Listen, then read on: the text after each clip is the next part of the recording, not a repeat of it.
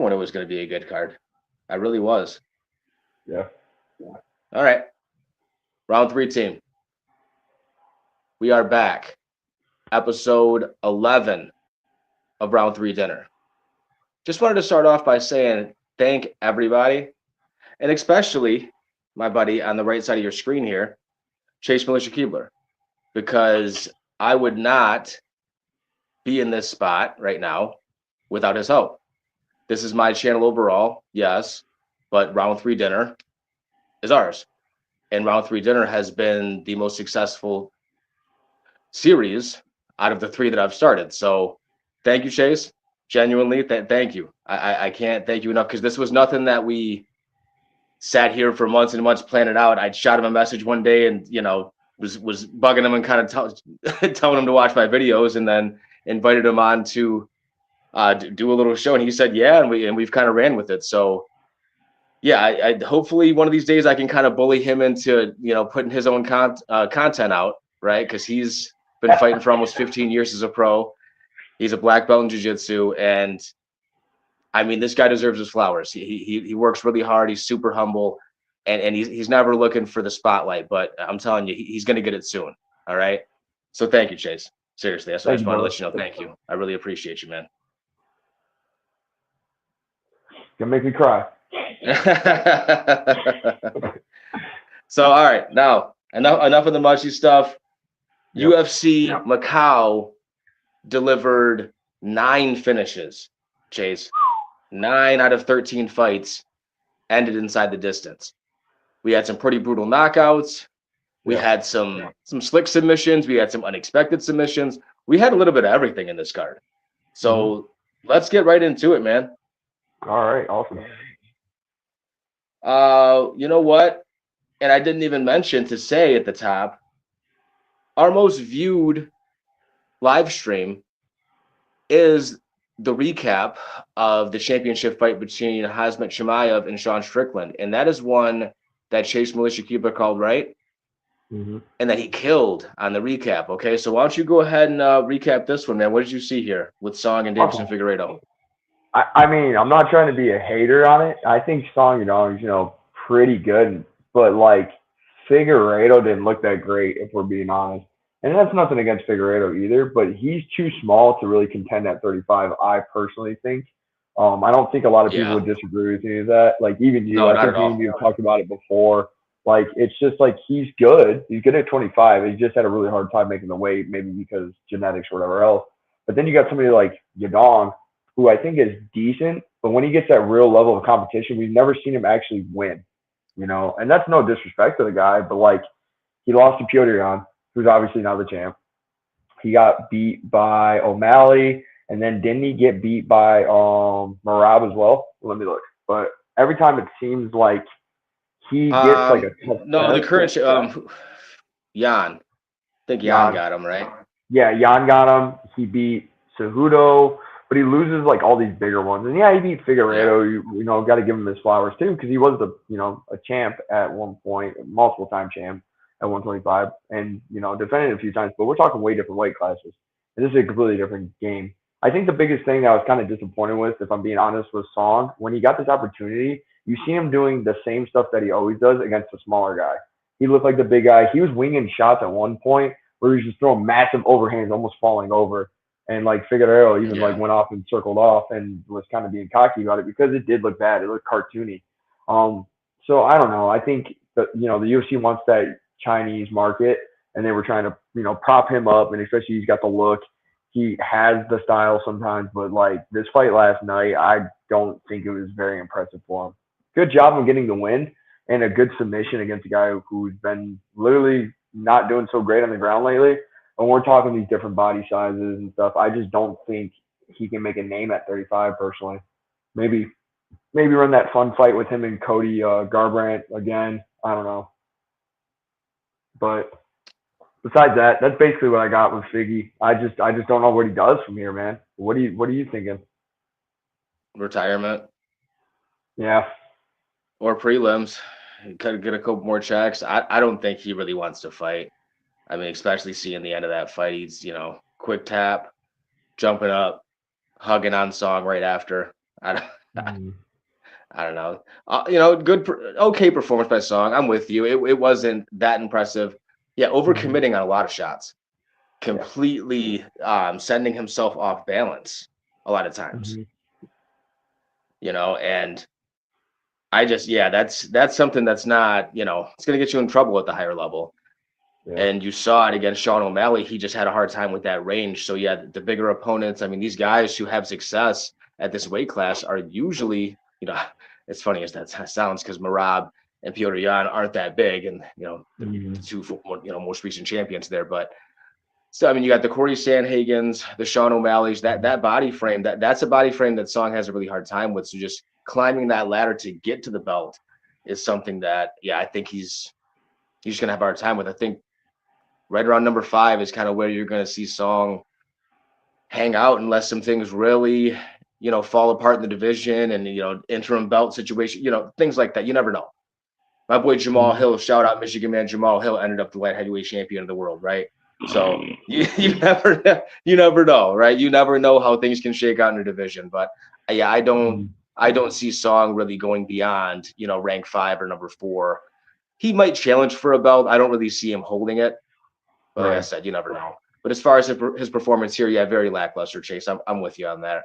Okay. Um, he wanted the finish. You could tell he was just very overzealous for the finish. Mhm. I mean, he looked very, very just out of sorts in comparison to the fight that I saw, which I thought was going to be similar, which was his fight against Henry Cejudo. Because Yeah. Cejudo and Figueiredo trained a lot together. So I was like, okay, this is going to be a carbon copy of that. Well, no, I mean, I think fighting in China kind of got under his skin a little bit, because he seemed just very unsettled. I Yeah. always see Song as a very poised and just calm and measured and controlled fighter, and he did not seem that way at all in this fight.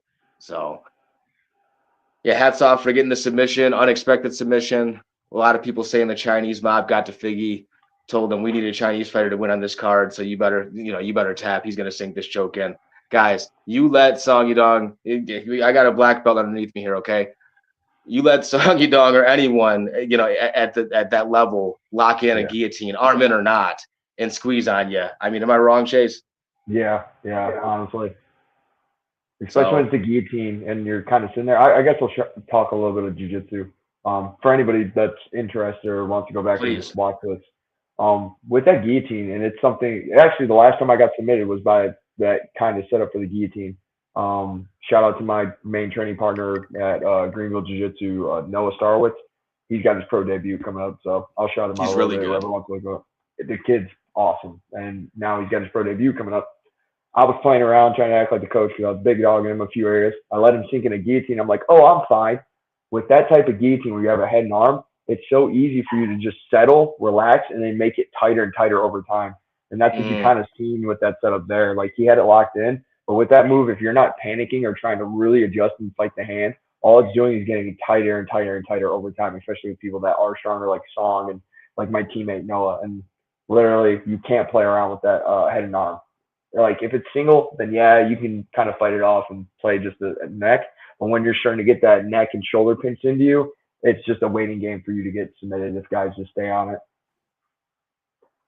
all right. I love it. Like I said, I always love when Chase mixes in his knowledge, man. That's why I got him here with me. This isn't just some guy sitting on his couch. I was a pro fighter for a long time, and black belt in jiu-jitsu, knows his stuff. So he helps me through the stuff that I really don't understand. That's what All we're here right, for. Chase, I'll lead off on the co-main event. Okay. This is one that I had wrong. I had right initially, Mm-hmm. right? I know you remember me last week jumping on Yeah. here and talking about this one, and I picked Metafield right away, but Mm-hmm. I let the tape study kind of just psych myself out, and I talked myself out of Metafield just because of the recent performances. And I even said on my recap yesterday, tape study is not everything, guys. And in fighting and just in life in general, you can't always go off of what people have done in the past. And it's because you never know what they're going to do in the future. Okay. And that's Right. all walks of life. So remember that, seriously. But that's really all I got on this one, Chase. I mean, Meng, Ming Zhang, he cannot, Ming Yang Zhang, he can't really box that well, can he? No. He doesn't, No. he doesn't throw punches very fluently. he doesn't really set things up. And yeah, he has a nice elbow, but there's no setup for it. Mm-mm. And Menifield was just swinging hammers at him. It's not like Yeah. Menifield had much technique on the other side. So to not be able to get out of the way a lot of those shots and just kind of straighten up some of his counters that he was throwing, it was kind of rough to see. It was just a sloppy fight. Kind of to quote my boy Chase here, kind of like two drunk dudes fighting in a bar. That's kind of Yep. what I saw when I was watching this fight. So Chase, take it away. What did you see here, man? I was kind of happy you jumped in there first because there's not like much to say about it. Like especially with fights like this, I'm not the biggest fan of them half the time. That's why I'm always happy when Ray jumps on these first. I mean, you kind of nailed it on the head. So Ming Yang. One thing I would like is because he's got actually a really good build. He's a very thick dude in the legs. His upper body, he's Yeah. still, he's got good size to him on the upper body too.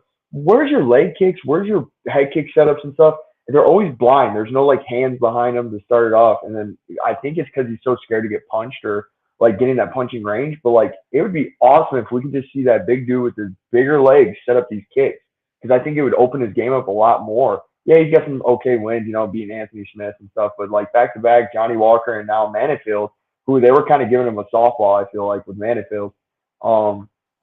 I don't know, man. I think if he doesn't fix his game and actually like go and look at what he's doing right now, I think he's going to be 3-0 with his next fight. Now, if he gets something impressive, I think they'll keep him. Or even if he just wins like a unanimous decision, they're going to keep him just because they want those Chinese fighters.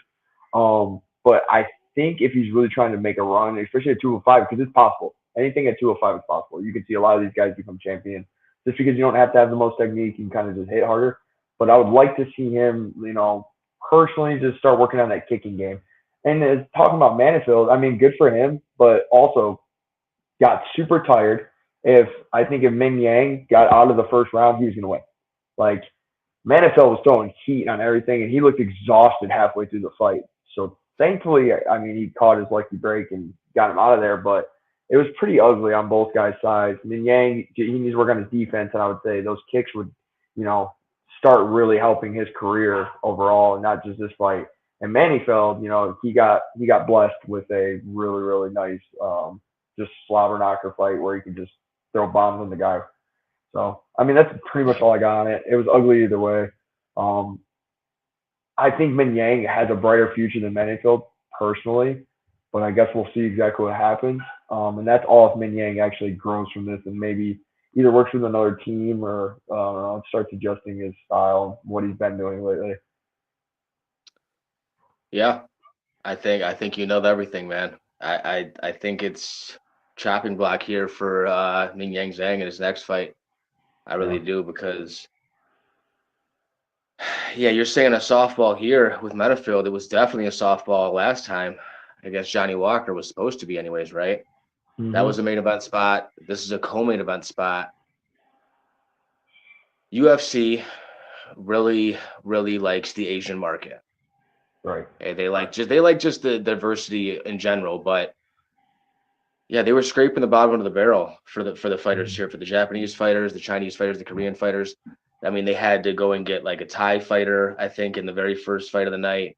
So just not a lot of fighters from Asia who were at a high level in the UFC, and it's unfortunate because they matched them up the best they could to get them wins over here, and they only got one, and that was at the top with Song.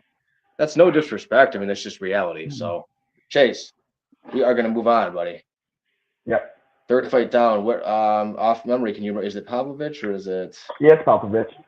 It's Popovich, and then it goes to Akasura. Yeah. All right. So I didn't have all these opened up. Should have. Oh, you're good. All right, Chase, go ahead and run with this one, man. You got 30 seconds. I got 30 seconds because the fight lasted what? About 35 seconds. So go ahead. Yeah. Awesome. Just like I said last week, this was going to be a setup for Popovich to basically get Teixeira out of there because the UFC was trying to promote him early. He got smoked by Lewis, and then he had those, I think he had back-to-back boring fights in 1 second. I know this is going to take a little bit longer than 30 seconds. Tuivasa right after Lewis. Yeah, Tuivasa. Okay, thank you. So he lost to Tuivasa, or he beat Tuivasa, but it was the most Yeah, boring hardly. fight Yeah, ever. yeah, whatever. So at this point, he was just trying to get a springboard. Basically, I could tell the UFC was trying to get Popovich back on track with a big knockout, so he looked scary again. That's exactly what happened. Good work on Popovich. Came out super hot and looking super confident, like he knew he was going to knock this dude out. And that's exactly what he did. That's the tail to take on that one. Good luck to Teixeira, whatever he's got next, because I don't see what he can do from here, bro. So that's your call. Now, where's your 30 seconds, dog? I honestly, man, you know everything. The confidence was there. He looked like the Pavlovich from that 6 knockout streak that he was on. Yeah. That's what he looked like here. Deiveson Figueiredo just looked like kind of one of those noodles in front of the car wash, right? Like they kind of flop around. That's just tall man defense, just trying to kind of lean him back. And I heard some comparisons after the fight saying Pavlovich looked like Fedor. He did. Yeah. That did kind of look like a Fedor. But those overhands he was throwing, very Fedor-like. So, yeah, congrats to Pavlovich. Excited to see who they match up with next. And Deiveson Figueiredo, back to the prelims. I think all the losers of these last 3 fights we've talked about, I don't think you're going to see them on the main card in their next fight and maybe ever again. Hate to say it. I don't know if you even see Deiveson Figueiredo in the UFC after this year. They just need heavyweights. You know, they need flyweights. These are just divisions where they kind of need these fighters. So that's what, you know what I mean? That's kind of where we're at with all this stuff. But that's all I got there, Chase. You got anything else on that one or no? Nah, it's just a good fight for Pav. I was happy to see him win because now it kind of shakes up the heavyweight division again. Yep. I agree. I think he's probably a fight away from the title. You know, one more, I'd say one more fight, 2 more fights maybe at the absolute most, and then he's fighting for the title. What you got on this one, Chase? Cameron Smotherman versus Kai Asakura. I mean, you had to tell me about Smotherman, which was kind of funny off camera. Basically, we might have said it on the pod, but basically talking about how I didn't know Smotherman. But come to find out, he was the dude that passed out on stage as Bisping talking about weight cutting and everything else. And then finally, the UFC got Asakura with their highlight knockout for him, you know, and I think that's what they were waiting on from this guy. And he finally showed it. I mean, came out there with a nice blitz, cutting corners. As soon as you hit that one blitz, straight up to the over. And it was great. It was a good setup. I'm a big fan of him, just like I talked about last week, where a friend of mine trains with him. And I just see a lot of them training together and stuff like that. So I'm always rooting for friends of friends and everything else. So it was awesome. It was a good look from him. You know, the bigger thing, I think it makes him scarier for that division now. And now I think we have another contender in the mix now with that great knockout, even though it was against Smotherman. But nobody's going to remember that part. Everybody else is just remember the nice knockout that he had and everything else. So I think that's basically what they were banking on, and they got it. Yeah, I agree. I'm trying to think. Has there been a champion from Japan in the UFC history? I wonder about that. But neither here nor there, Chase. I think that's what'd you say? I'm sorry, buddy. Oh no, you're good. I was just saying, honestly, off the top of my head, I can't think of anybody. Pride maybe, but not UFC. Right. No, I think this is exactly what they wanted when they matched him with Pantoja. Maybe not wanted, but wouldn't have minded if it happened, right? So they got it here, and that's awesome. It's great for Kai Asakura. I mean, yeah, like I said, a guy who fights for the UFC belt in his debut. That's someone who the promotion has high hopes for, right? So it's good to see it finally come to fruition here. Yeah, they put him against a striker, and you see what happens. So hopefully they give him another striker. You know, let this guy be in exciting fights. Let this guy be in exciting fights. Let him show his hands. You know, at least for a little while until he climbs the ladder a little bit, and then okay, give him another grappler. But you know, he had the Pantoja, and then who was it? What's his name? Your boy, short tatted up guy. He just fought. Lost to Steve Erceg.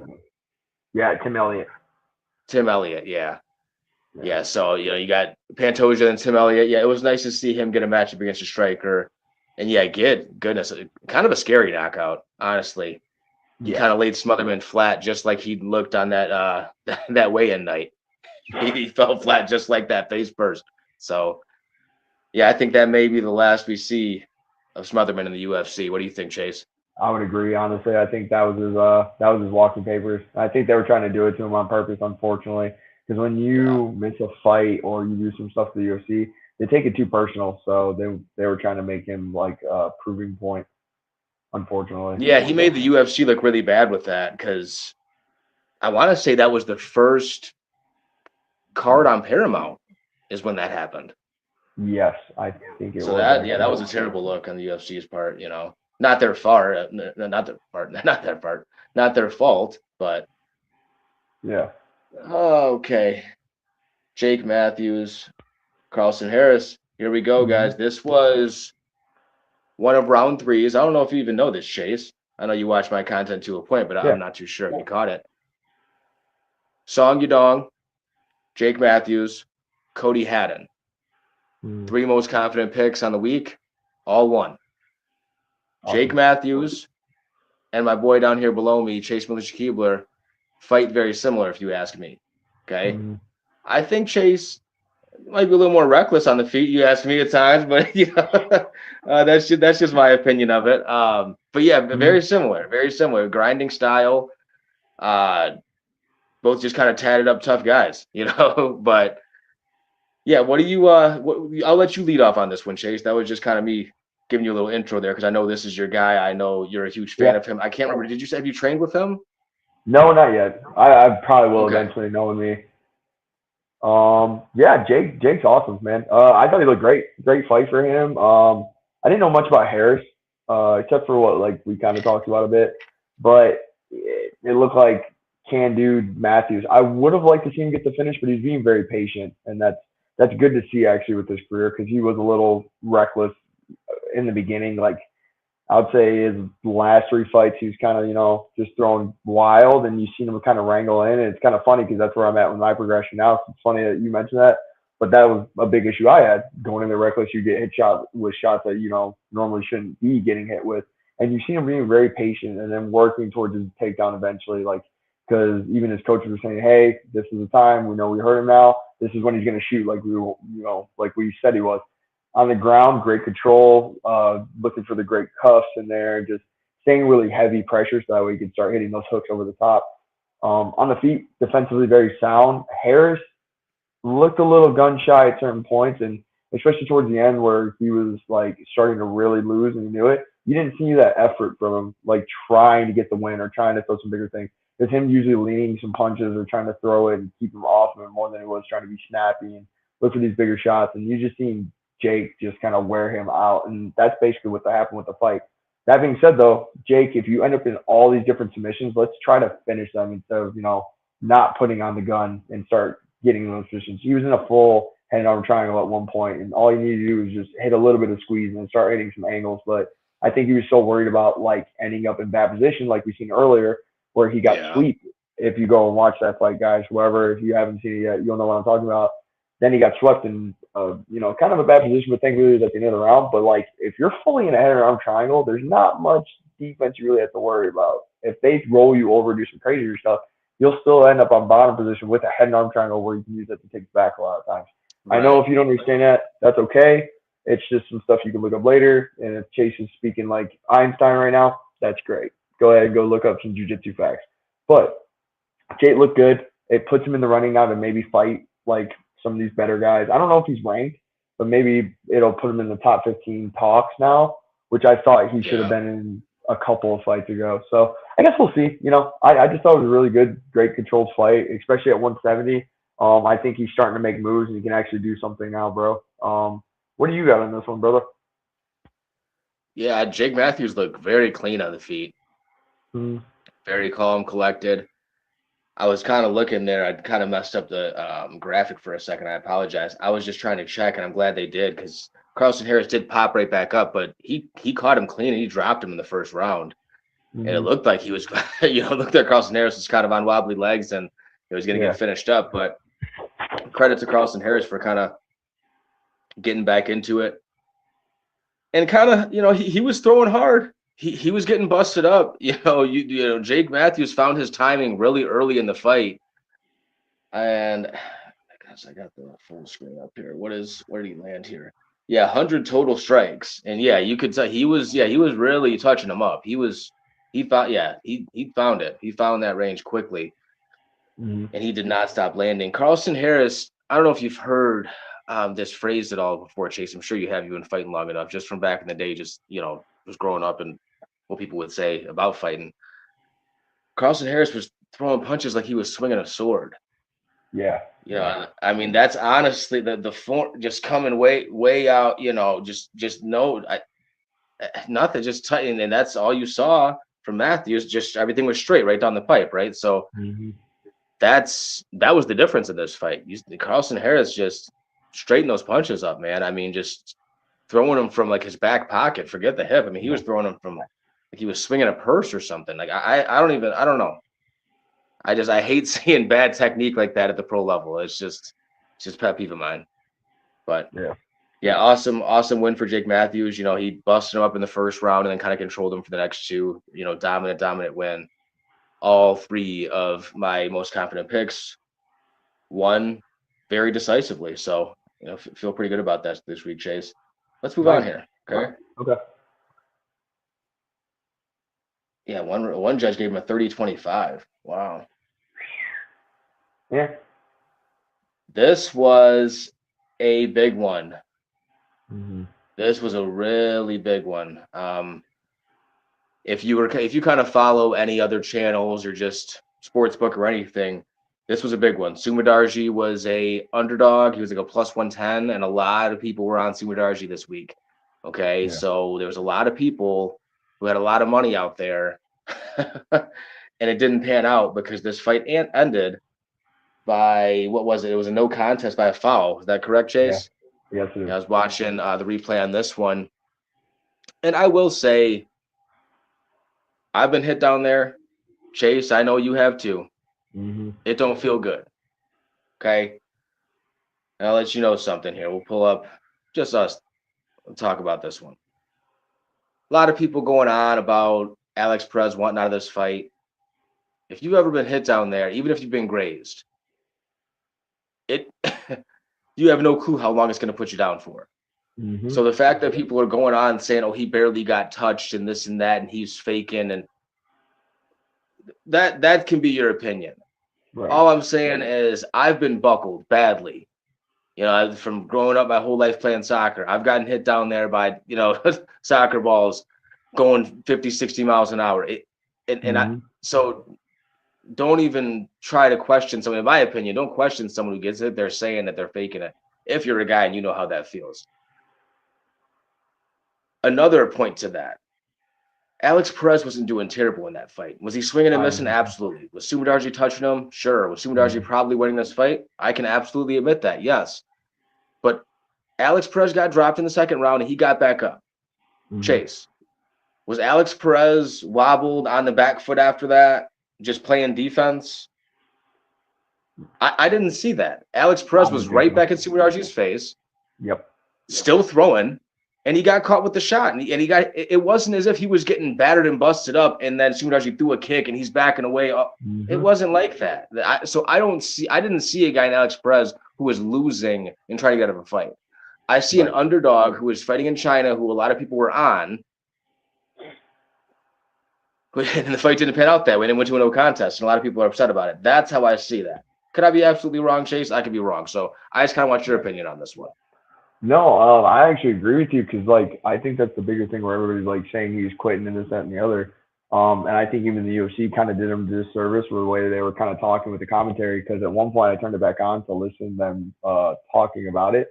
And they were saying, oh, well, it's not really throw up. It's just spit. Oh, he's not. Yeah, saliva in the bucket.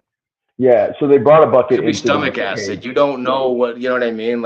Yeah, I thought it was weird that they were trying to make it seem like, oh, he's just trying to get out of it almost. And I thought it was corny because, all right, he got dropped or whatever. The first round, I didn't think he did too bad. He did lose that round. And I think Sumadarji was on his way to winning the second round. But the only thing is that Perez was actually coming back and he was just now starting to close the cage off and he was starting to hit his secondaries. And what I mean by secondaries is exploding in and hitting these attacks and being patient while also cornering him into the cage, which is usually when Perez starts actually hitting his bigger shots and starts teeing off. And Sumerdarji, obviously a really bad eye poke in the beginning, and then the groin strike. The problem I have with the groin strike, and anybody wants to go back and watch or anything else, yeah, he's trying to turn his foot or anything else, but the only thing is it gets ugly because he goes straight up. I don't care who you are. If you've been training martial arts for as long as I have, probably he's done about the same amount of time or anything else. There's no need for you to go up at all. There isn't.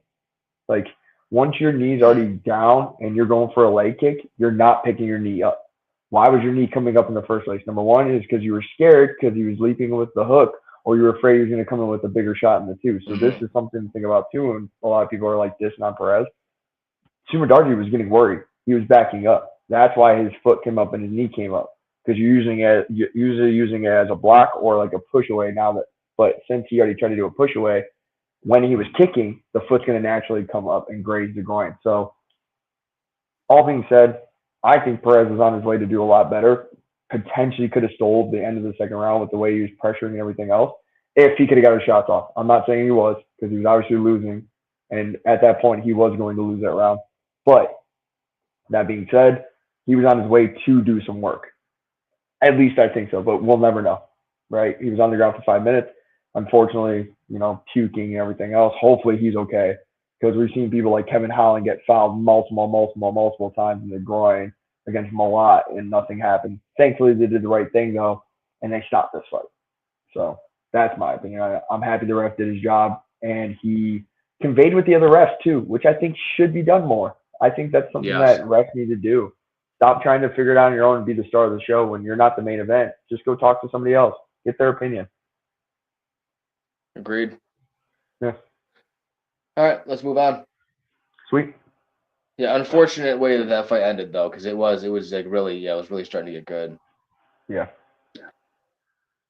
Okay, so now we're on to the prelims. So we are going to put the pedal down a little bit.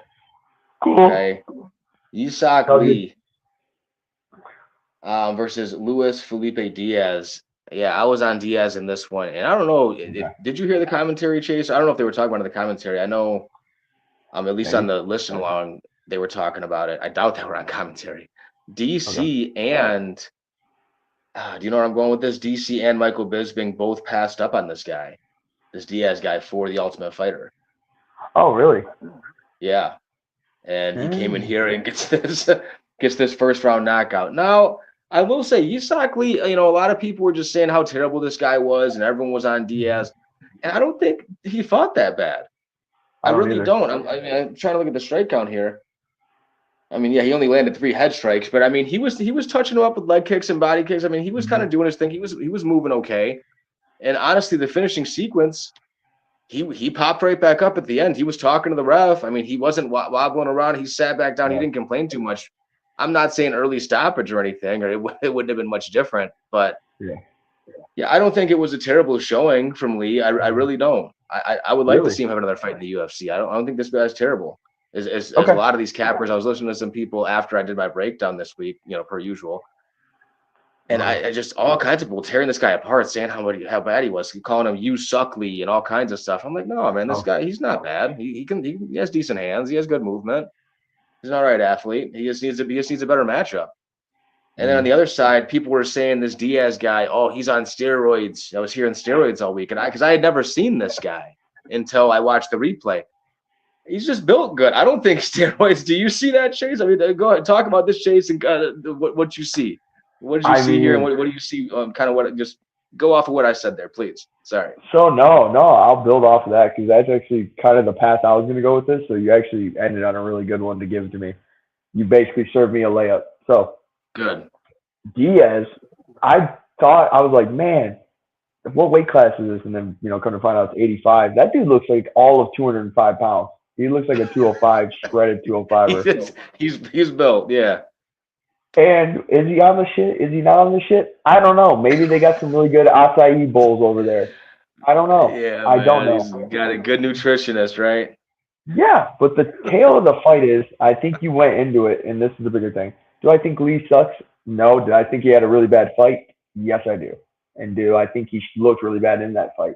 Yes, I do. But I think it's because of something that you said. But matchups, man. Matchups make everything. Lee looked scared half to death. He looked absolutely terrified. And that being said, if I was going against that motherfucker too, I would be scared. Excuse my language, y'all. It is what it is. I Yeah. won't. I usually don't swear too You're much. good. But You're good. that dude is scaring the heck out of me too. That dude is huge. He looks like he's 2 weight classes bigger. So you got to get yourself mentally ready. I might throw a headbutt in against a guy Right. like that. I'm going straight headbutt, nut shot, like poking the eye. I'll do something. You got to against a guy like that. Lee looked terrified. He got hit with a big shot, kind of scared him a bit, and he started backing up and started kind of running almost with his striking. I seen he was Yeah. trying to set up some kicks here or there or whatever. Against a big guy like that, you just got to meet him in the pocket. Just start throwing a bit and get him tired. Make him throw all of his volume out. Then he gets tired from there. Do I think Diaz is going to be a guy that's kind of scarier? Yeah. Do I think he's going to be somebody that they're going to build on? Maybe not. But I do think he's going to be a good look for somebody else to springboard off of, and it's going to be a good look for them. As for Yeah. Lee, I would like to see him get a favorable matchup, not against some monster like that, where he's got his confidence, built up a little bit more. But I think Diaz, maybe run him against that African guy that's killing everybody. That way it springboards him even more, and that way he's going against more of a killer this time. And you can kind of if one wins, push him more. If the other one loses, you can kind of pull back on him and see what you're going to do with them. So it gives it Right. one way or the other. So that's my opinion on this fight. It was more of just a really bad matchup, honestly. So I didn't see much to talk about on it besides just really bad matchmaking more than anything. Yeah. Like I said, just scraping the bottom of the barrel for Yeah. fighters from Asia. Like South Korea. You know what I mean? Mhm. Just anything they could. It's just kind of all right. Here we go. Next fight. Ding Bang versus Jose Henrique. Chase, this is one that I actually did a lot of tape study on Wow. because Okay. I was digging hard for a underdog lock this week. I kind of chickened out at the beginning of the week, and I was like, oh, I'm not going to do one this week. I don't really see any good underdogs. Yeah. My three favorite underdogs this week were Angela Hill. Oh, goodness. I'm drawing a blank now. Alonzo Menafield and Mhm. Sumadarji. And all three of them, arguably, Sumadarji, right, was on his way to winning. So if I just would have Yeah. picked those three, Chase, I would have been, 12-1, right? Because it's just that's how the dice fall, right? It's how the chips fall, I should say sometimes. But Mhm. I chose Jose Henrique. I flipped to him midway through the week, and then on my final prediction show on Friday, I made him my underdog lock, and he came through for me. So Chase, Jose Henrique, and his leg kick, and well, not even leg kick. He was getting leg kicked. I'm sorry. Yeah. His jab and move, it got us back on track. So that's a lot of what I saw from him in this fight is just Mhm. jab, move, stay on the outside, use that length. And Chase, help me out here. Like I said, you actually get in there and you throw hands and you fight. I don't see someone because I heard a lot of people saying he was running the third round. He was running. First of all, he landed a spinning back elbow in the third round and busted the side of his Mhm. head open like a watermelon. All right, it was instantly just leaking out the side. Luckily, it landed in a good spot. It was more so on the temple area, so it was leaking on the Yeah. side of his head. Because if it would have landed anywhere further to the side, all in his eyes. Okay, Mhm. so he lands a spinning back elbow. Does Jose Henrique Mhm. in the third round, first 10 seconds of it, and then continues to control the range. Yeah. Lands a couple more elbows, lands some good, plenty of good 1-2s, some great jab cross combinations all throughout that round. And he just stayed on the outside. So, Chase, if you're a fighter with the build of Jose Henrique and you're a distant striker and that's how you fight, are you running or are you playing into your game plan? Please take it away. No, I think you nailed it on the head. Honestly, he did what he needed to do for his style. That being said, I hate guys that fight like that. Personally, training against them, that is. I don't mind their style. If I had that build, I'd be doing the same thing. But Yeah. there's one big flaw I think that he has. He needs to add some teeps. He has to. Because him trying to fight off I those agree. jabs the whole time where he's leaning, coming in and forward, when those guys are really starting to dart and you get the guy that's a really good blitzer and he's starting to attack his legs or shoot the doubles or his single legs, he's going to start leaning with his chest, and what's going to happen is he's going to get clipped. I would tighten up, just throwing some teeps more or even some head kicks. I think he's got a really good upper body attacking, but we got to work on those legs, man. He's even fighting in boxing shorts. He seems like a boxer. I don't know how his jiu-jitsu is. And I don't really see what we got with the leg kicks, or not the leg kicks. We don't see really what we got with the kicks in general. And then his opponent, bro, I was really disappointed in his opponent. Why are you chasing him with your upper body, and then you're throwing head kicks, body kicks, and everything else? Attack that boy's legs. Dude, his legs are so tiny. They're so thin. And don't just start getting worried because he's got higher hips and higher legs. Chop at the knee, chop at the calf, and then start hitting those thigh kicks. Why are you trying to kick the head the whole time and the dude's 6'3" and trying to hit that long torso? Yeah, I get it. But, like, dude, slow him down so he can't move as much. Stop at the leaning stuff and everything else and trying to rush in and trying to hit him when he's doing that. Set it up with the leg kicks, and you got to start attacking single legs or double legs, bro. Like, 0 for 0 takedown attempts, what are we doing? You are not winning this fight on the feet. Like, try to take him down. Do something. Like, it's like, why are you trying to fight with this guy on the feet when he's dinking your head off the whole time? And it's not even that great.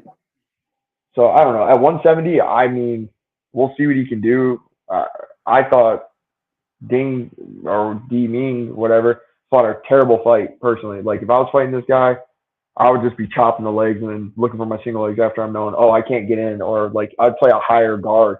This guy is still staying out wide. I don't know. For me, personally, I wasn't the biggest fan of this fight. And that's just because I don't like that fighting style. I'll never be like that. I have short arms, so I'm jealous. But we'll see where this goes. We'll see what he does with his career and everything else. I don't know. I'm not trying to diss on him and everything else, but if he fights like that against a better guy, I don't think this goes great. No, I'm with you on just about everything. Outside, Ding was trying. He was trying to kind of chop the tree, but I don't think he was throwing with enough intent. So, some of his leg kicks landed pretty hard, but a lot of them were just kind of slapping. You know, they were just touching. They weren't doing much damage because you see, I mean, he landed over 40 strikes to Enrique's legs, but it's, you know, they weren't obviously they weren't doing much because you're talking about a Chinese fighter in China. Yeah. And where are we at here? Yeah, those strikes, the fight was close enough for him to win. He just didn't do enough damage. Yeah. Yeah, that's really all it comes down to for me. So, yeah, good win for Jose Henrique. Yeah, only landing. Goodness, what is this? 11 strikes to the lower half of the body. Yeah, you're absolutely right, Chase. You got to do more than that. You got to do more than that in a fight to win. And then you go on the other side to Ding. This is one that I wanted to kind of mention as well. Okay. So I'm glad we're talking about this one. Ding. 13 head strikes landed. Yeah. You landed less than 1 strike to the head per minute in a fight. You are never going to win a fight like that. Right. So that's where we're at. Okay, Chase, we are a little bit here. About midway through the prelims. We're going to touch on a couple more fights here. Guys, just want to slow it down and just say thank you to everybody. This past week, round 3 just passed 100 subscribers. Couldn't have done it without my boy Chase here down below me. You know, thank you again, brother. We are rocking and rolling here, recapping UFC Macau. Then after that, we have a couple little fun news topics to kind of break up the cards, and then we're going to get right into UFC Vegas 118. All right, so just keep on rocking with us. It's your first time here, go ahead and hit the subscribe, like, share, tell your friends about it if they like fights. We're here every single Sunday, recapping the last, previewing the next. That's what we do here at Round 3 Dinner. So just pull up, grab a plate. Arishi Lang, Cody Haddon, Chase, like I said. Cody Haddon was one of my most confident picks on the evening, but I didn't get a chance to go back and rewatch this one, so please take the lead here. Awesome. You were telling me about this guy. I didn't know anything about him, actually. Even though I'm like a big Australia fan, like for their styles and everything else. He was awesome, man. He was everything you said, honestly, to a T. Yeah. It was kind of cool going in there surprised, because after this fight, I went and looked up some other stuff from him. He's really fun to watch. He's basically kind of like Volk, but he's got a little bit more pop, I think. At least a little bit more pop in his shots, I feel like. It's so fun to watch him fight. Great ground control, like tearing him up. I actually thought at one point he was going to submit him, and then all of a sudden going around the second round and just takes over and drops him. it was awesome actually. Like it was really cool because like you put me on game with this dude, and just to see exactly to a team, then come to find out, he's broke and he really needs the money, and thank God he actually got the win, from hearing about his story and everything else, and like listening to the dude's stuff. So I'm really looking for great things from this guy. But just all in all with the fight, I couldn't be like, if I was his coach, I couldn't be more proud.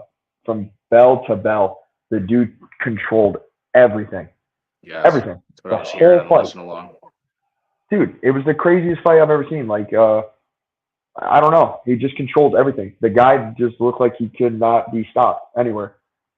Shots, great. Everything he did, great. Like, he had some defensive stuff, and I like the takedown defense, like where it says 2 for 6. I don't even think that's super fair because I don't remember him going for a lot of the takedown. It might have been him just like grabbing the leg, but he was using a lot of it to set up his strikes. Like I do a lot of baiting like that too. I'll grab the single leg and then I'm using it to hit immediately afterwards. And that's kind of Right. what it looked like. It didn't look like he was trying to fully take him down. And when he was ready to, we just took him down. I don't know. I'm very impressed by Haddon. I hope he gets a bigger fight next, especially at bantamweight where there is a lot of exciting fights, right? Maybe they put him with Figgy next just to get Figgy out of there if they want to. Or you can give him another challenge, maybe give him one of the top 15 guys. But either way, the dude's awesome. He's a very, very fun fighter. I'd like to see more of him for sure, and I'll be watching him for more. Great. Let's move on down here. And this is actually, yeah, we'll do this one, and then we'll do Angie Hill, just to kind of Cool. give her flowers. Awesome. Cool. Sounds good. But yeah, this is one that I actually, I'm sorry, round 3 team. My 2 of my 3 most confident picks, I didn't even get a chance to, watch him. So that's why I got my boy Chase here to help me out. Okay, so Chase, Yep. run with this one for me too, please. What did you see? Goulet looked bad. I mean, more than anything, Goulet just looked bad. I didn't know much about the other guy. But that being said, that dude looked awesome. Straight up off the gate, touched a few strikes here or there. Immediately got a takedown. Goulet couldn't do anything. Like he looked like he was lost on the ground against this guy. Yeah, it was cool. Went body triangle. As soon as he got the body triangle, started a face crank for a minute. After he got the body triangle, just immediately stunk in the choke. And he was even like, at one point, he took him down. He was in turtle position for people to understand. It's like all fours. Once he got there, he was like faking the front side guillotine. And then once he like got adjusted and the guy was trying to shuck him off to the forward position to like lose the guillotine, like you basically put yourself in like a teeter-totter like this.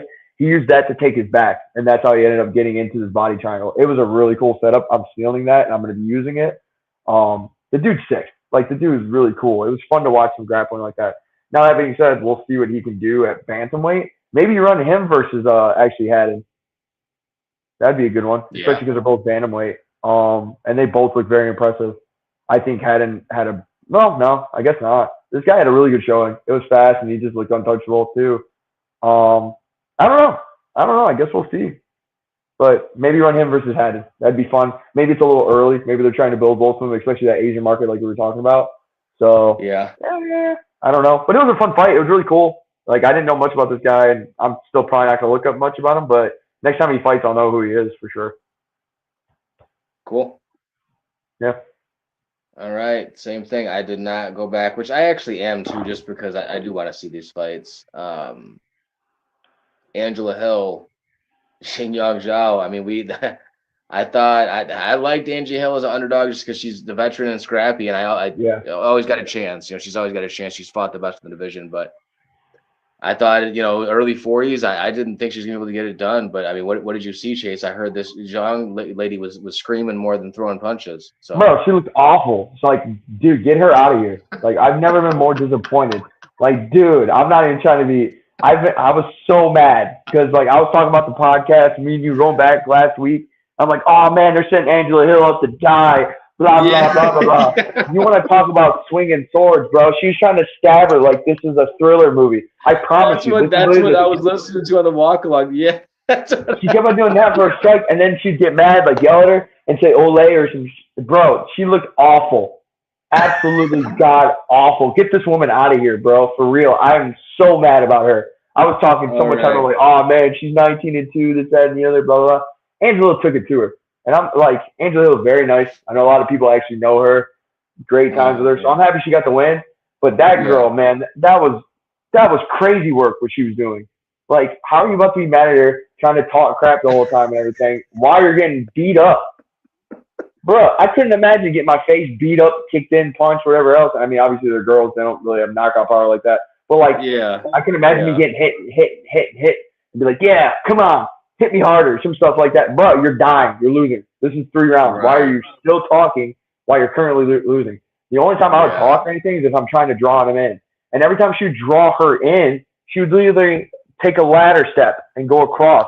Draw her in, throw some bombs. What are you doing? Right. This nice thing that's not working. Like, I was pathetic. I've never been more disappointed in watching a fight. Like, Angela Hill, great job. You looked amazing. Probably the best performance she's ever had in her life. But she fought a punching bag. It was crazy. Ugh, it blew my mind.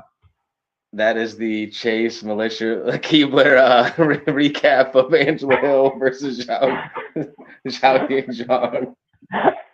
All right, Chase. I'm going to go up and let my dog out really quick. Cool, you're good, man. If you want, I have these 2 teed up here. If you want to run on either one of those, you can go ahead, and then we'll kind of move on to a comment to piggyback off of it. It's nice that you actually mentioned Cody Haddon, because I have a quote. You mentioned a quote of his that I have pulled up that we're going to talk about here. So we will go right into that whenever I get back. So Chase, please take it away. And thank you for bearing with me, round 3 team. All right, cool. And then we got Vera and somebody else. I can't pronounce her name. Sorry, y'all. I'm terrible with that. But it is what it is. You guys know me. I'm always terrible with names.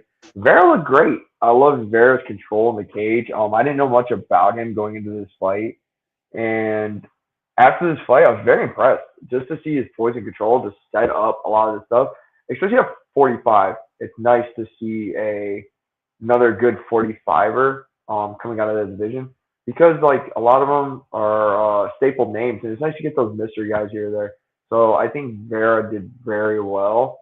I want to say, okay, so he did get a takedown. Also, the takedown attempt, pretty good. Great cage control. I didn't know much about the other guy. I'm sorry, y'all. Let me look this up real quick. Okay, so he's on a winning streak. So it's actually a really good win for him as well. I guess we'll see where they put Vera next and what they want to do with his career. But, yeah, not much to say with that one. It was done pretty quick. Good job, Vera. And then as for the next fight, I do want to talk about this one a little bit. So we got Look By Me, and then we had Amorim or whatever, or how do you say it first name? This is the one that ended in submission, Chase? Yeah. I flipped on this one. I was on Loma early in the week, and I flipped to Amorim just because I knew the grappling. I was like, yeah. Oh, awesome. Loma was too small. She controlled the whole fight, and that's basically all I was going to get into, bro. Yeah. Like, there's not even much to say. If you guys go back and watch it, you just see a grappling like I don't even know how to put it, like a clinic, basically. She gets the fight to the ground. When she got on the ground, she just kind of took it to her. Even on the feet, like very good cage control. Because Look By Me, she looked like she just couldn't get her away from her, and she didn't want to fight in the pocket. And then you just seen Jacqueline just kind of just take over once she had the close space. I think it would have been a different fight if you just seen that space, but she just fought through her game plan. Amazing jiu-jitsu work. A very slick armbar that she set up eventually. I thought she was going to switch it to a bicep slicer, but she stuck on the armbar and she ended up getting the finish there. So great finish. That's basically all I got on this one. Just awesome control. Anybody wants to go back and watch a really nice armbar setup, go ahead and go watch it. Awesome. Thank you for helping me out there, Chase, toward the end. Round 3 team. That was UFC Macau. Song Yadong solidifying himself as a top 5 contender. You got, Sergey Pavlovich getting a nice, impressive knockout. Kaya Sakura getting his first win in the UFC with a very impressive knockout, which they've been waiting on. And then you can't forget about, let me go back up. I skipped him. I'm sorry. Alonzo Menafield, completely disrespected, right? And trying to get served here. Mm-hmm. And Chase, just to kind of touch on him one more time before we move on, did you see after the fight? Did you watch after just how emotional Menafield was? Yeah, screaming and yelling. Yeah. Yeah, screaming, and he's to his coach. He's like, "I love you, man," because his coach, his coach was really coaching him up and coaching him through it. I know, like I said, it was kind of a bar fight, but his coach was still. I heard him. I heard him in the corner. He was talking. He was coaching him up and telling him what to look for and telling him what to throw. And Alonzo was trying to throw it. He was. Mhm. So I love seeing that. I love seeing a good coach and athlete connection. I'll always love seeing that. So Chase, we are gonna move on to, buddy, something I have teed up here for you, and I want your opinion on this Cool. because you fight, you deal with commissions and getting paid to fight and all this. So I sent you this. Yeah. Don't know if you got a chance to see it, or I don't know if you saw it just in general. But we'll know. Yeah, you did. Obviously, you mentioned this earlier. So Yeah. please, what's your opinion on this? And just mainly after a fight, after a win, like using your post-fight speech to ask for a bonus. What do you think of that? Well, I think if you put yourself in a situation where you have to ask for it, you really need it. Number one. I think most of the guys too, and there's probably a statistic out for it. Most people that ask for a bonus get a bonus. So it's not a bad thing to do, especially if you're pulling at the heartstrings and everything else. You're gonna get it most of the time because we are humans at the end of the day, and it makes the UFC look better. Whenever they give part of the story, they're gonna get it right. So that being said, I will say this to every fighter out there, every business owner that wants to open a gym: do not quit your job, even if you're at the highest level. I'm sorry, it sucks to suck, I know, but you might need to put yourself in a better situation. That is what it is. If you're having to rely on absolutely winning, and I know but Chase, come on, man, I want to do this. This is my dream. I got to put 100% into it. That's fine. I'm doing that same thing still, and I'm working the job. You're going to be okay. I promise. If you want it that bad, you're going to make the time to do all of that so you don't have to be in a situation like this. If he lost this fight, what is he going to do? He's not even going to be able to talk to anybody or say anything or have these sponsors or try to get a bonus. Think about his opponent. What if his opponent is the same way? What if his opponent is super broke now? Now he can't even talk about it. Or if he does, who's going to listen to it? Like, guys, put yourself financially in a good situation where you don't have to do this. Thankfully, I'm a part of a team where they really explain this to me very well. And I see this a lot with gym owners. And I will say this to these gym owners or people that are aspiring to open a gym. Like myself, I'm going to open a gym. I really am. The one thing my coaches always told me, and Danny Adjemi told me, and also Anthony Fawas, do not quit your job. You never pull money from the business. Emergencies happen. Fighters get hurt. People need stuff. You never pull from the gym. Whatever money you're making for that gym should go back into that gym. And ever since they told me that, it's been a blessing. Thank God I heard that. And now I try to pass that advice because even moving down here to North Carolina, I'm not going to give out people's business. But those people that quit their jobs and they stay with these gyms and didn't do it, or they quit their job and then, they're trying to still put that same type of energy that they'd had when they had a job into that gym instead of putting 100%, you see them go under. You see them lose their members. You see a lot of shakeup in the gym itself where it should be better. So if I can give anybody a piece of advice, fighter, gym owner, whatever they're trying to do in their life, please don't quit your job just to do something that you just got signed for. Like a lot of these UFC fighters, they get picked up on these contracts and they immediately quit their job. That's the dumbest thing you could do. You're not established yet. You're not fully set up. Dana White said it himself. He was just on the podcast the other day, and he said, what am I supposed to do? Give you guys $360 just to find out you're a can? That guy don't care about you. So you quitting your job makes it seem like you don't care about yourself. I get that you're trying to do this. You're trying to put 100% into it, but I promise you, you can do that while working a job. If your job is really hard, get an easier job. And this is coming from a guy who's had to do that. I used to work a plumbing job. I got paid really well in North Carolina with that plumbing job, but I couldn't train, and then my body was getting hurt up more. So you know what I did? I took a less paying job. Unfortunately, I got some new skills, CDL stuff and everything else, working for the city I'm currently staying in. But that's also because I was smart about how I had to do things. If you want this bad enough, you will find a way. So if I can give anybody a piece of advice, and not that Haddon needs it, he's doing his thing and everything else, but I'm just telling everybody else that listens to this, you've got to be smart with how you do this. Okay? So that's all I got on that, bro. I mean, What do you think from the outside perspective? 'Cause I'm a fighter trying to give advice. I'd love to hear what like somebody who's just a fan when they hear stuff like this. What do you think, bro? I think when you have an opportunity on the microphone after a win specifically, Yeah.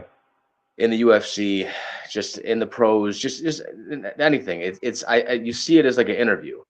That's Right. kind of how I look at it, right? And when they stick that mic in your face and they say, do you have anything else to say to the crowd, or do you have anyone you want to call out, or anything? A lot of them will. A lot of the people who do those placement interviews are good at kind of teeing up a lot of the fighters who they can see are having a hard time. They kind of point them in a direction or kind of help them out with the question, right? Well, when they ask you that, just do you have anything else to say? What do you have to say to the people, whatever it may be? And you start going on about, a bonus check or needing money. I feel like that's almost like seeing an interview for any other business, right? Mm-hmm. And they're saying, okay, ultimately at the end, why should we hire you, right? Like, what are your best traits? Mm-hmm. And then you're telling them, I need money. I really need the money. It's like, that's not, no, you on the mic, you tell them, I want this fighter in the rankings because I'm matched up well. You show that you've already been thinking about the future, about your future in the UFC. Mm-hmm. Not I need money. Cody Haddon, you haven't fought in the past 2 years coming off an injury. You should be talking about your 2 or 3 year plan. I want to fight this person and that person. I have 3 fights that I have planned, and then I want to be talking about a number 1 contender fight.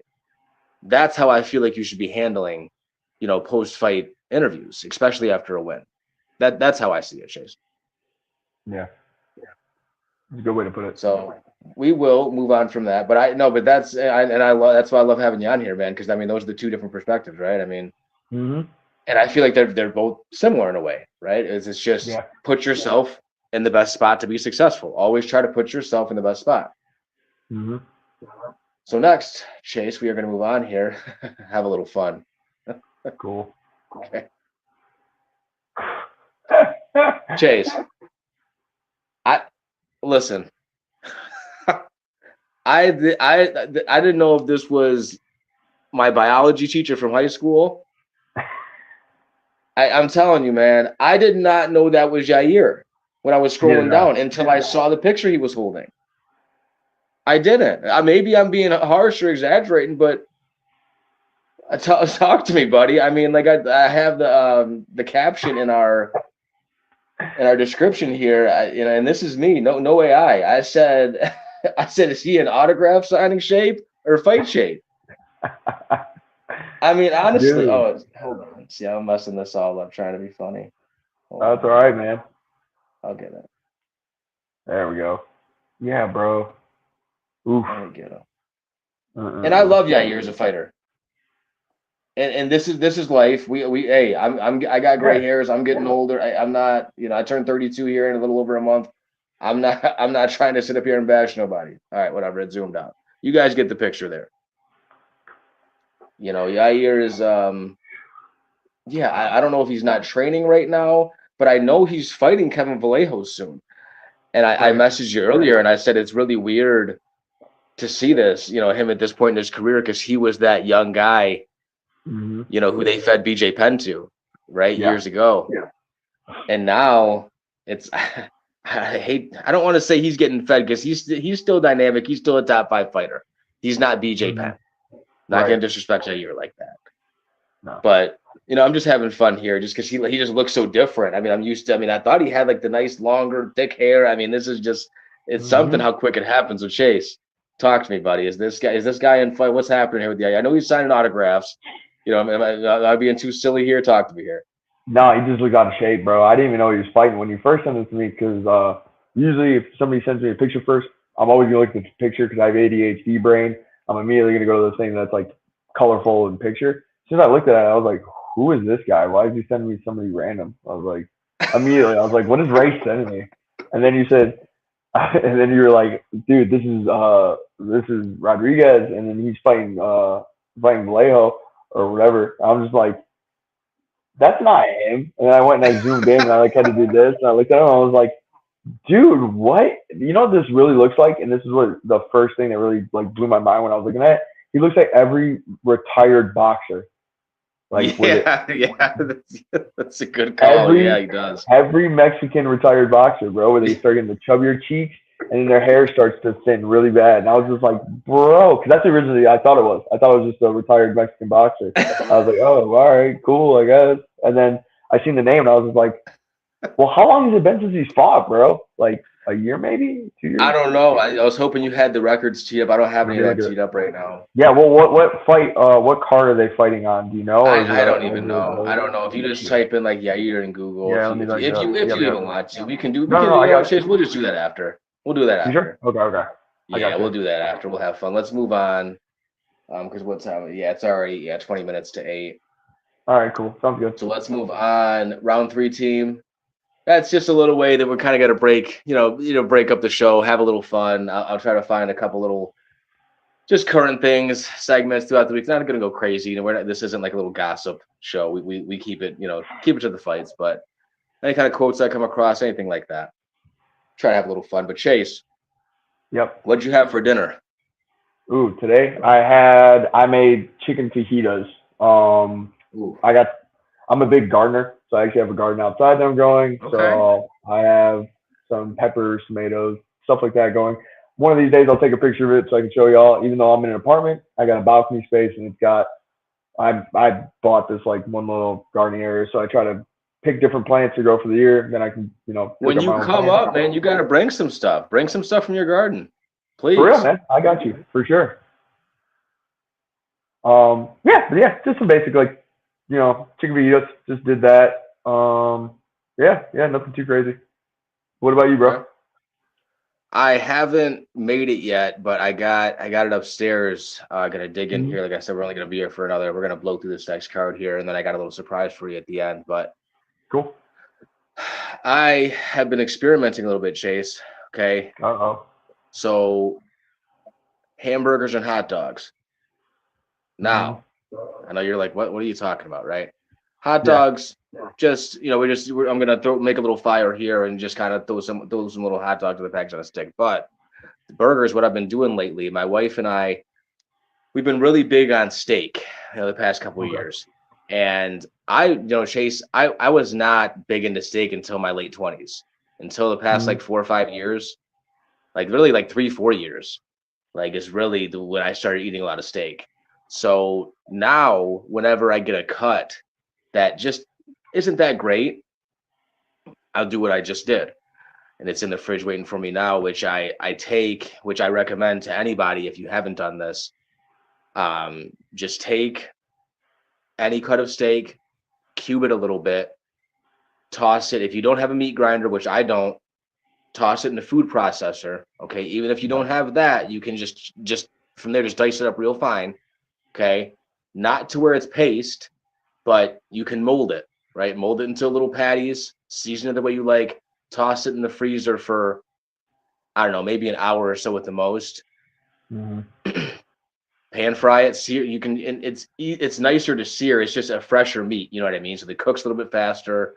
You know Right. where everything, you not everything's coming from. It's all coming from one cut, right? When you get Yeah. ground beef, it's coming from all different. You don't really know. So Mm-hmm. that's kind of my, trying to step my game up a little bit, Chase. I'm in here with a I pro was about to fighter say, man, doing this. that I'm impressed, man. That was awesome. Yeah, 'cause I love cooking, bro. So that was freaking great to hear. Especially when it's Yeah, the freezing process. That's how you're literally supposed to do it because the fat coagulates with it and it keeps it together right. more instead of using like a gum glue or something like that or like a food glue, Exactly. which is basically what everybody else uses. So that was smart, man. Sounds delicious. All right. So that's yeah, like I said, this is round 3 dinner. So me and Chase always talk about some food. Darn right. Chase, we are gonna move on here, buddy. Sounds good. I had I cut my little short with my early lean picks and I layered that Slim Shady hi, my name is what? My name is who? From below. I was having a good time, man. I've been having a great time with this stuff. I really have. So Bilal, Remember the name Muhammad versus Yeah. Gabriel Bonfim. I don't really know Bonfim's nickname. I'm sorry, guys. Yeah, neither Interesting matchup here. Do we have rankings? Do you see ranking? Hold on, let me see. Bomb Fee is ranked like 11, I think. Is And then I he? think below Muhammad was ranked 3 or 4. Yeah, it's got to be. I was gonna Yeah. have rankings pulled up. I apologize that I don't, but neither here nor there, guys. hmm Chase, what do you think of this matchup? Personally, I don't think anything of it. I think that this is a move by the UFC to get Bilal out of there more than anything. I Really? think Bomb Fee's pretty good. Muhammad, I would say, is well more rounded. But Bomb Fee could get him out of there, and I think if they do that, they're gonna take him out of the rankings or like super drop him, and then maybe they'll put him at like the lower end of the main card. So I think they're just tired of him, unfortunately. Okay. Even though he was a champion and everything else, that's just the way I see it. I might be completely wrong, but that's just the kind of direction I'm kind of seeing it as personally. I don't have much to say on Yeah, this one if I'm being honest. it's really nice because I have this new schedule at work, right? I have Sundays off, Yeah. so now I'm able to really dig in, Chase. And I did a little bit of tape on this one earlier. I'm able to get my process going earlier now in the week with that week Mm-hmm. off, with me changing my schedule. It just all lined up beautiful, right? Like a Yeah. nice happy accident, right? So Mm-hmm. yeah, I'm locked and loaded on this one already. I'm not sure which way I'm leaning, but Bonfim great, and Bonfim is almost like I don't want to give too much away for my prediction show because I got a lot of Okay. I have my little one-liners and stuff that I cook up Yeah. and whatnot. So Bonfim's he's similar to Sean Strickland, as in he's Yeah. very basic, right? Mm-hmm. And he's okay with just being basic for the duration of the fight. I question his cardio though, Chase. I really Okay. do because he hasn't gone 5 rounds. I want to say he's only been scheduled for 5 rounds twice in his career, Mm-hmm. and both those fights ended earlier. One of them was his last fight against Randy Brown, and he caught him with that knee. And yeah, I'm having a hard time going back and forth on this one because yeah, Bilal is slowing down and he's getting older and he has a hard time with really quick dynamic strikers, and that's exactly what Bonfim is. But Bonfim doesn't throw much outside of a leg kick and a jab. And I Right. have a hard time believing that that's going to beat Bilal, right? But Yeah. the way Bilal's been taking damage, I go back to that Ian Gary fight. I was just watching Ian Gary and Bilal earlier, and Bilal was cut open within like a minute of the fight. Like there was an eye poke that happened, Mm-hmm. and they stop it. It was like maybe a minute or two, maybe 2 minutes of the fight, Okay. and they stopped the fight and to give Bilal his time to recover. And then you see a nice mouse already sliced open and leaking underneath his eye, and you're like, man, okay, did Ian Gary go straight up cat scratch mode or what? Like, nope. And then they show the replay, and that cut was already there. So I don't like seeing that. I don't like seeing when people take damage that quickly in fights. Mm-hmm. It's not like Ian Gary's some crazy power puncher, right? No. Yeah. But Exactly. I could go on and on and on about all that. We'll talk more about that later on in the week, Chase. I'm wrestling in my mind about this fight already, so I Okay. will have my final prediction on this one, guys. Tuesday. Prediction show will be out Tuesday. So, Chase, we're going to move on here. I Okay. do like this matchup. I think this is going to be a really, really good fight. My early lean is Brendan Allen, but I got to go. I got to go back and check Okay. tape on Shabazian because I know he's been looking good as of late. Do you have records pulled up, Chase, or no? Not for this card, but let me get it real quick. So Brendan Allen, Yeah. who do you want me to look up? Sabajian Just or just this one's really all I'm worried about. okay. What do you want me, which one do you want me to look up first? Shabazian. Sorry. I got you. Okay. All right. Sabajian is on a 3-fight winning streak. The last fight he Yeah. lost to was Mershark. He beat Budka by KO. Petrowski by decision, and then he beat Munoz by KO TKO. Okay. Yeah, I'm gonna have to do some tape study, but I think I like Brendan Allen. So do I. I think he just has a little bit better grappling. And Especially Shabazian he has gas tank issues, so yeah. well, I don't know. Well, he just beat That's RDR too. I think that momentum is going to be really hot. Yeah, really dominant win too. Plus, if he wins, he's beating Sabazian, with Sabazian's Sean Strickland's training partner, and then Brendan Allen and him have been chirping back and forth at each other so they could build a story off that in the UFC, and they love stories. Okay.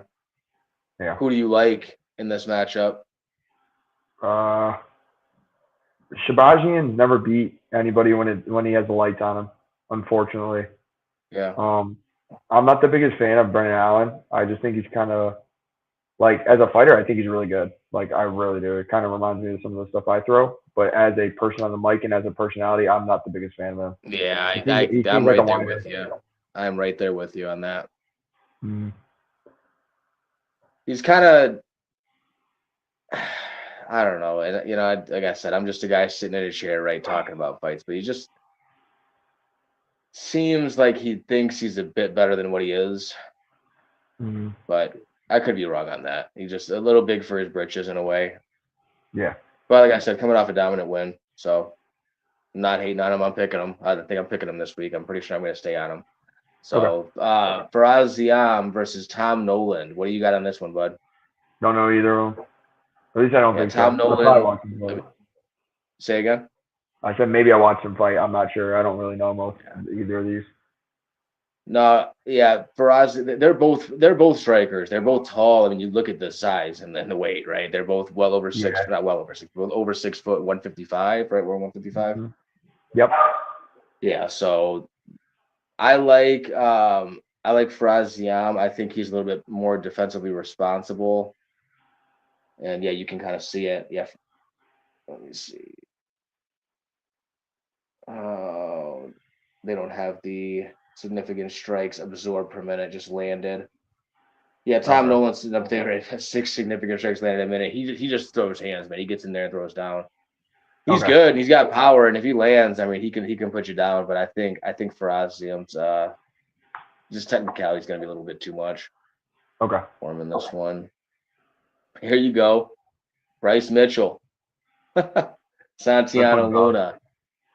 Oh, yeah. What do you think? Do you like Bryce Mitchell? What do you think of Bryce Mitchell? I think he's okay. I like his jiu-jitsu, but he's another one of those guys. I like the way he fights, but outside of that, you can keep him as far away as possible from me. I don't want to get in no trouble with that dude. Yeah, unless we're in Alabama. If we're in Alabama, we're all right. But if we're anywhere else, I think I'm gonna get shot or killed by somebody. No, that's fair. Because he's an Arkansas guy, right? Okay, that place is fair too. Then, yeah, that seems about right. I think he's from Arkansas. Yeah, he's Arkansas strong. Yeah. No, I like Bryce Mitchell. I think he gets it done in this fight. Santiago Luna, he's an up and coming prospect. I haven't done much tape on him. I've heard of him. But yeah, 21 years old. I think going to be UFC debut, or is he contender series guy? One of the two. Anytime I see 8 significant strikes a minute, I know that's usually 1 or 2 fights. So, But yeah, I mean, do you have anything on this fight, Chase, in this matchup, or no?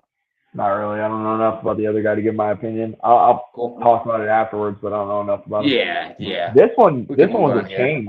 This one changed. Huh? So the guy that beat the next fight, I'm sorry, the one that you're going down to, this was actually supposed to be the guy that Junior Tafa lost to last.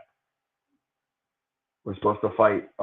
Yeah, I saw that canceled bout. I can't remember the name, but you're right. You're right. It was supposed to be Billy something. Billy, I remember his name being Billy because it was pretty funny. Billy Alicana. Alicana, thank you. Sorry, I'm terrible with names. Cool. But yeah, that's who was supposed to fight. So I thought that was pretty weird that they set that one up next. But I don't know. I guess you do what you want, UFC. Yeah, man, I'm picking Ewell. Like, I'll never pick a Tafa brother, man. And it's no disrespect to him. It's just I can't do it. I know he won his last fight.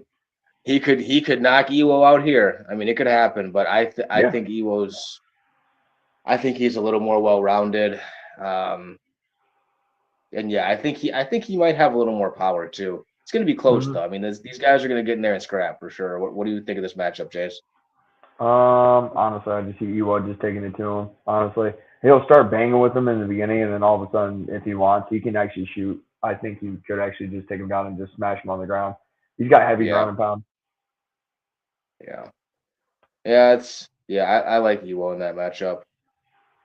Matt Schnell, Alessandro Costa. This is Hmm. not a good fight. I don't. No, I don't think so either. I think Costa's gonna absolutely run through this guy.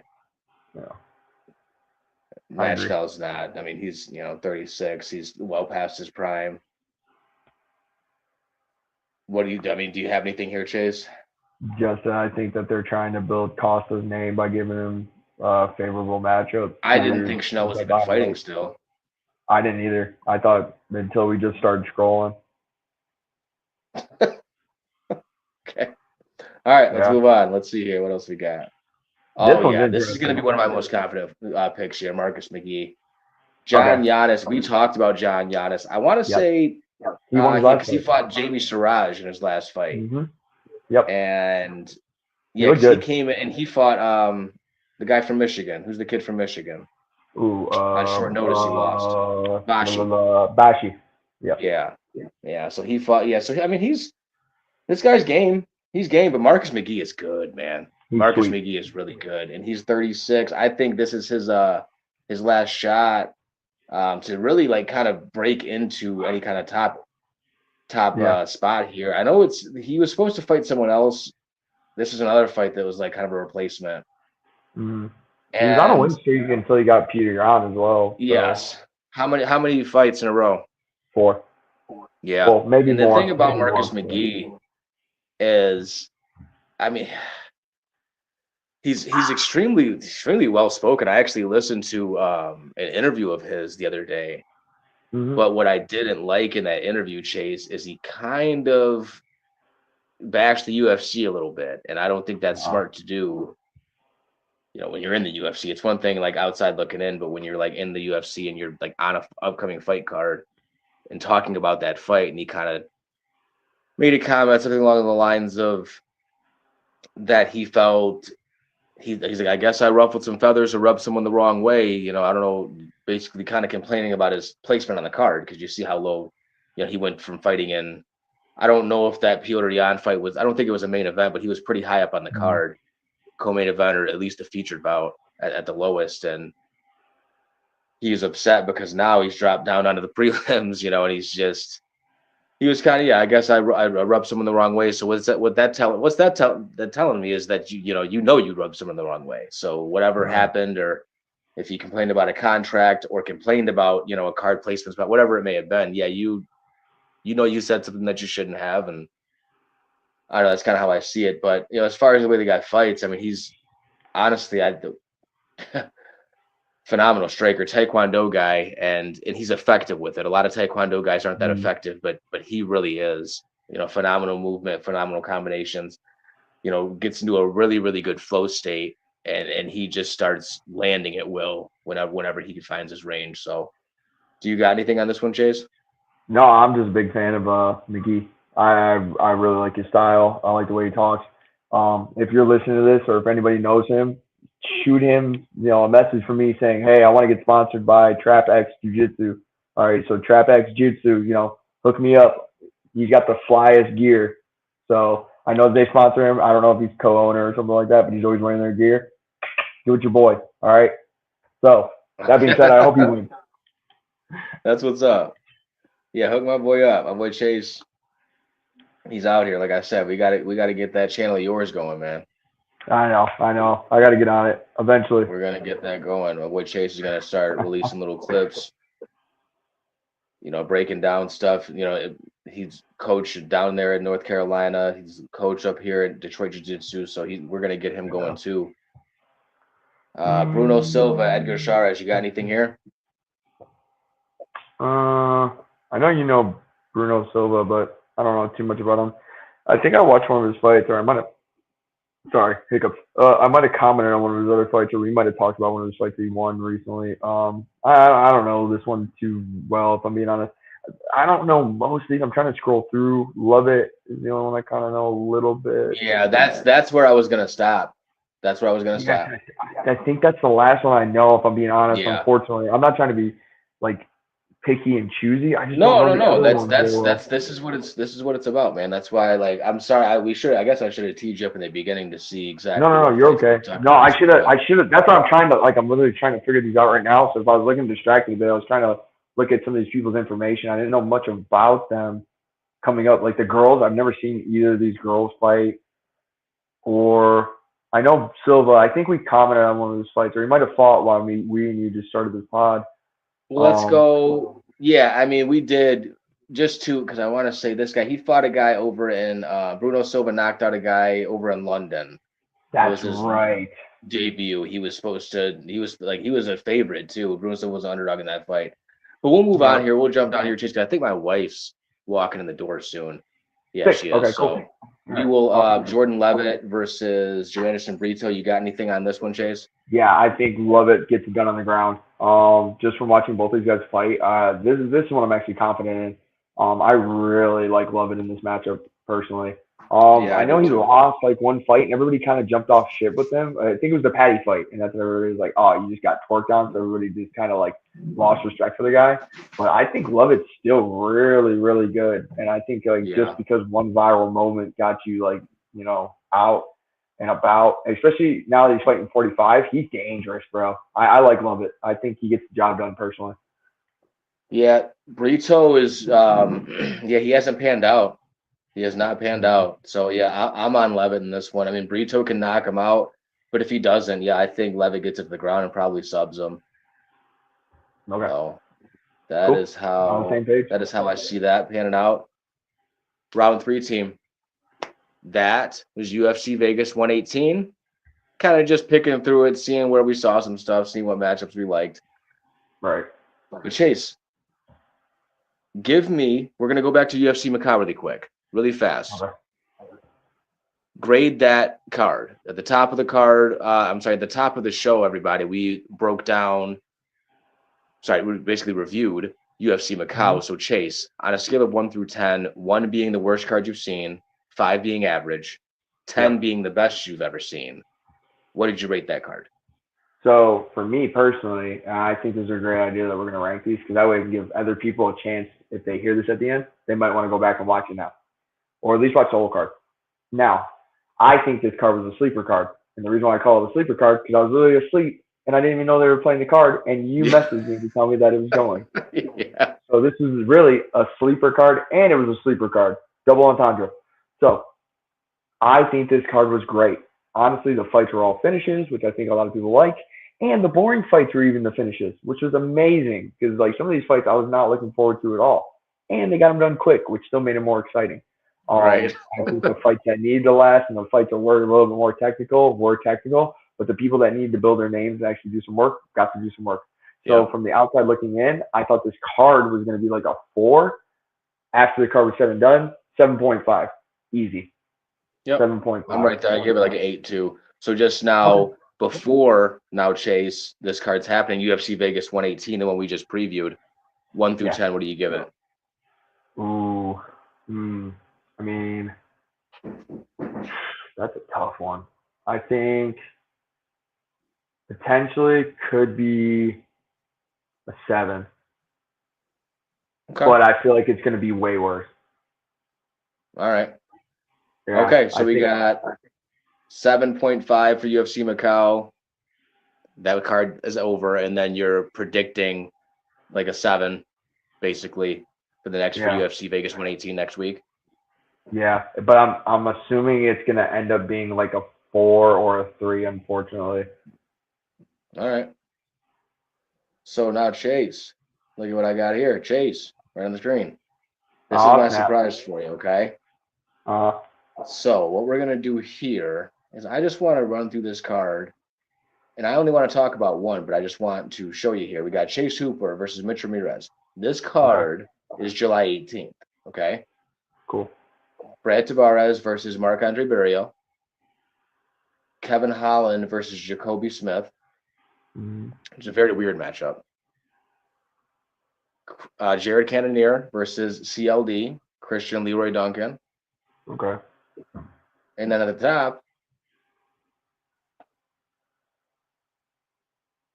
to be announced. Right? To be announced. So, have you heard any of the rumors of what this fight's supposed to be, Chase? No, I thought Cannonier was the main event. No. This is the rumored main event.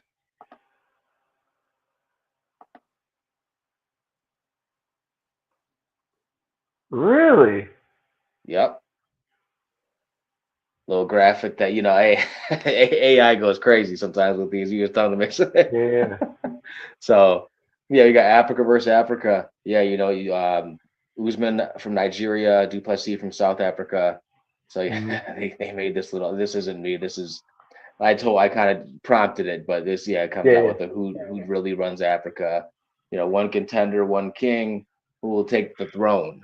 So what do you think of this matchup here, man? I figured we could end it with this one. Well, I don't know. I think all right. And We this is at do middleweight. Now this is Kamaru Usman coming up to middleweight now. yeah. I think we run Duplessis 4 months, maybe 5 months after the fight with Hamzat. Then you do this fight. He absolutely dog walks Usman, if I'm being honest with you. Duplessis, what, going almost 2 years without a fight? No, I it don't hasn't know. been that long. Brother, are we sure? Yeah, because I mean it was Chimaev, right? He lost to Yeah, yeah, Chimaev. yeah. Yeah, he lost to Chimaev. So maybe a year and a half? Or has it been I just, don't know. am I just MMA biased? Something like that. I don't know. I Long layoff though, right? Either way, Duplessis, that's not his style. I I'll don't know look if that it's one up confidence while you're thing. talking. Um, I think Usman's good, but like his last fight win was against Buckley. Okay. And then that was at 170. And then he had a tough fight with Hamzat, which we all know that Hamzat doesn't have a tank. Like, and that was like the unfolding of it where people were, or maybe at least me, I was talking about like how he just doesn't feel like he has a tank anymore. So I don't know, man. I don't think it's a good fight. I think it's a bad fight. I don't know why they're trying to push Usman at 185 versus like the real like number one contender. Basically, I think that's stupid. It just doesn't even make sense. Even storyline, it doesn't even make sense. I don't know why they're trying to push him like that. Unless they're trying to like give him a good retirement fight against a really tough guy, but it just doesn't make sense. I'm really confused about this. Like UFC does what they want, right? But unless this fight's in Africa, it doesn't make sense. Like I don't know, bro. Uh, I actually Yeah, speechless in this one. Like I don't even know. I just think it's a dumb fight. I think Duplessis wins, and then if he loses, it just looks terrible. Like you're ruining both the stars here at a point. I mean, Usman's left like flack, but why even have him fight at 85? It just doesn't make sense, dude. This is stupid. August 16th. That was when Okay. that fight was. So, Okay. but when this Last in the year. so yeah, I mean by the time this fight happens, if it does happen, yeah, you're looking at about a year. So, Yeah. yeah, I mean I'm with you. It's a weird fight. I mean, my early lean is Usman. I think he looks good at 185. I think that short notice fight that he took Chimaev on at 185, he looked good. So I don't know. We're We'll against each other on this one, man. yeah, I we'll think have to see if Duplessis this wins. pans out. But I figured I kind of I just wanted your take on this. I figured it'd be fun to kind of end with this one little because I mean it's Cool. not official, but it's rumored. Yeah. It seems like it's about to get signed. So I mean it's Okay. and it's very interesting. Another thing too I wanted to talk about is you saw everything I showed you for that card, right? Those few fights. Yeah, yeah. Mm-hmm. That's all. That's all that they have for that card, and that fight card's like a month and a half away. That's weird. So it's just interesting how the UFC does that. Like it's not like they have their full year booked. They really Right. only have things booked out like a month, and it's just very interesting how the contract stuff. It's last minute. They really jerk people around and throw people into fights. They don't. Mm-hmm. It's not like everyone always gets a full 90 to 120 days notice before a fight, right? These guys, the UFC calls, you got to answer and fight a lot of the times. I mean, look at Garul against Yeah. Ray Surui. They called that guy come fly to China on a week's notice, and everyone's been talking about that was how he got re-signed, right? They offered him a contract extension to do that. The UFC does things like that, right? But don't mean to ramble on. Just kind of wanted to get your take on that fight there. Okay. Chase, do you have anything else for the people? No, might have some good fight news for myself coming up soon. Obviously, I'll let you guys know exactly what's going on, but you might be seeing your boy fighting the same day as Connor. So I'll let you all know exactly what's going on. Oh, dude, really? Yep. Yeah. That'd be a Just heck of a birthday waiting on present my for you, opponent. man. Cool. You already know. Yep. All right. Well, once again, thanks everyone who popped in and out. Thank you for everyone who helped me hit 100 subscribers, including my boy Chase down there. Appreciate you, man. Woo. We will see you next time in round 3.